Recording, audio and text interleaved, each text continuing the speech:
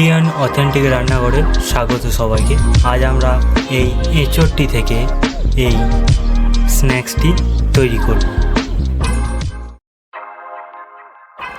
তো দেখতেই পাচ্ছেন গাছে ধরেছিল কচি এঁচোড়টি আমরা কেটে নিয়েছি। এরপরে এই এঁচোড়টি পিস করে নেব আর সাথে দিয়ে দেবো দুটো আলু মধ্যে থেকে কেটে।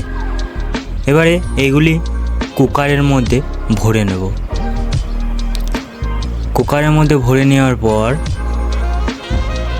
এতে দিয়ে দেব জল, লবণ এবং হলুদ। এগুলি দিয়ে দেওয়ার পর কুকারে 3টে সিটি পড়বার অপেক্ষা করব।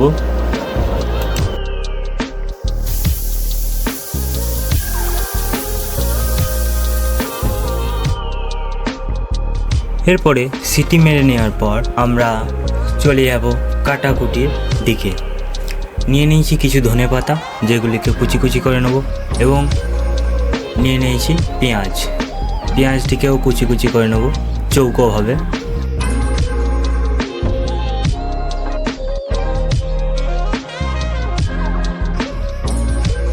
এরপরে যাব একটা ব্যাটার বানাবার জন্য। দিয়ে দিয়েছি কর্নফ্লাওয়ার, দিয়ে দেব তার উপরে লবণ আর কিছুটা পরিমাণে গোলমরিচ গুঁড়ো, সেটা জল দিয়ে গুলে নেব।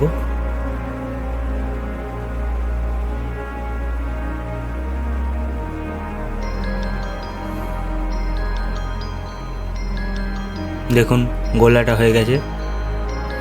এরপরে সেদ্ধ হয়ে যাওয়া এঁচড়গুলি এবং আলুগুলিকে ম্যাশ করে নেব।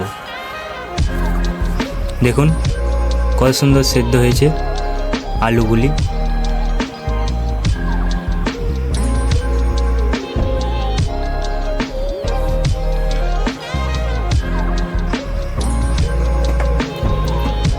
দেখুন আমাদের ম্যাশ করা সম্পূর্ণ হয়ে গেছে। এরপরে একটি কড়াই নিয়ে নেব এবং তাতে দিয়ে দেবো 4 চামচ মতো তেল, সাদা তেল। দিয়ে দেবো জিরে, শুকনো লঙ্কা, এগুলিকে ভেজে নেব।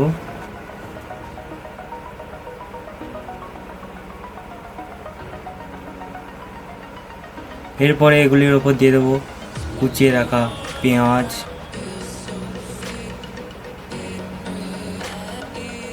পেঁয়াজটিকে একটু নাড়াচাড়া করে নেব। পেঁয়াজটা হালকা কালার চলে এসছে, দেখুন এরকম কালার চলে এলে দিয়ে দেব আদা বাটা, আর দেব আর নাড়াচাড়া করে নেব। এরপরে এটির মধ্যে দিয়ে দেব 2 চামচ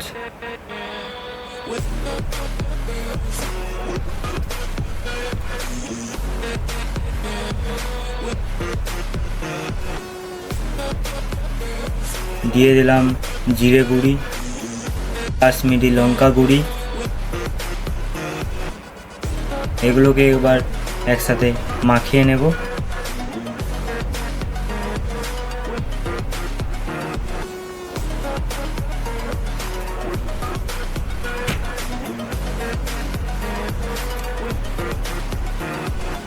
মাখিয়ে নেবার পর এটিতে দিয়ে দেব সেনে রাখা চটটি।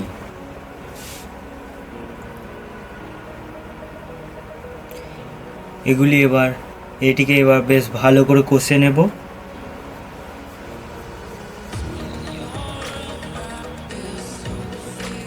দেখুন কষে নেওয়া প্রায় কমপ্লিট হয়ে গেছে। দেখবেন আমার এখানে খুব সুন্দর সেন্ট ছেড়েছে।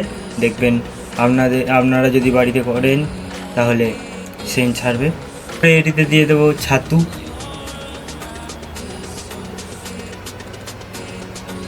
দিয়ে দেবো কেটে রাখা ধনে পাতা,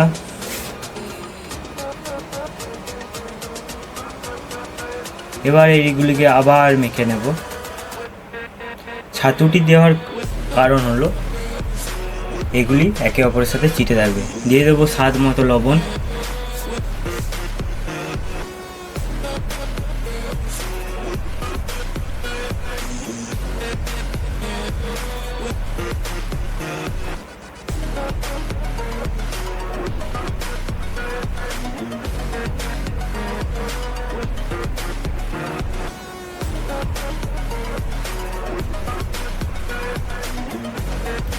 এরপরে দিয়ে দেবো ভাজা মশলা। এরপরে এইটিকে তুলে নেব। দেখুন একটি পাত্রে আমি তুলে নিয়েছি।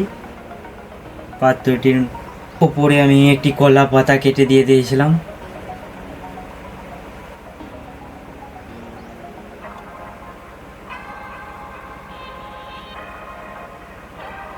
এরপরে হাতে নিয়ে নেব সামান্য পরিমাণে তেল। এবার এগুলিকে আকার দিতে শুরু করব। দেখুন এরকম করে হাতে করে চিপে চিপে চিপে চিপে আকার করে নেবেন। আমি বেশ ছোট ছোট আকার করছি, আপনারা যেমনটি ভালো বুঝবেন সেই রকমভাবে করে নেবেন। তবে বলবো যে বেশি বড় করবেন না, কেন কি তাহলে এগুলি ছেঁকে তুলবার সময় ভেঙে যাবে।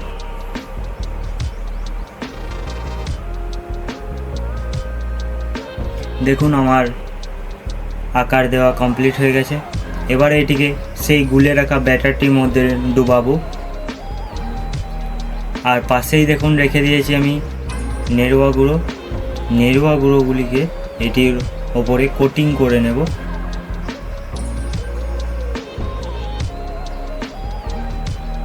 বেশ ভালো করে কোটিং করে নেব।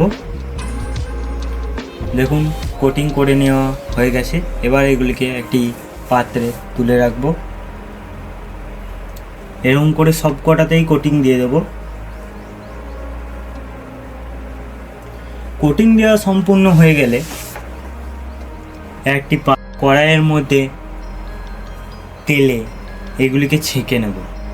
কড়াইয়ের মধ্যে গরম তেলে এগুলিকে ছেঁকে নেব। দেখুন এগুলি দিয়ে দিয়েছি গরম তেলে। এবার তেলটা খুব গরম রাখবেন না, সামান্য বলতে হাই ফ্লেমে রাখবেন না, মিডিয়াম ফ্লেমে রাখবেন গ্যাসটা। তাহলে নেড়ুয়া গুঁড়ো যেগুলো উপরে দেওয়া আছে সেগুলো পুড়ে যাবে। দেখুন আমার ভাজা হয়ে গেছে।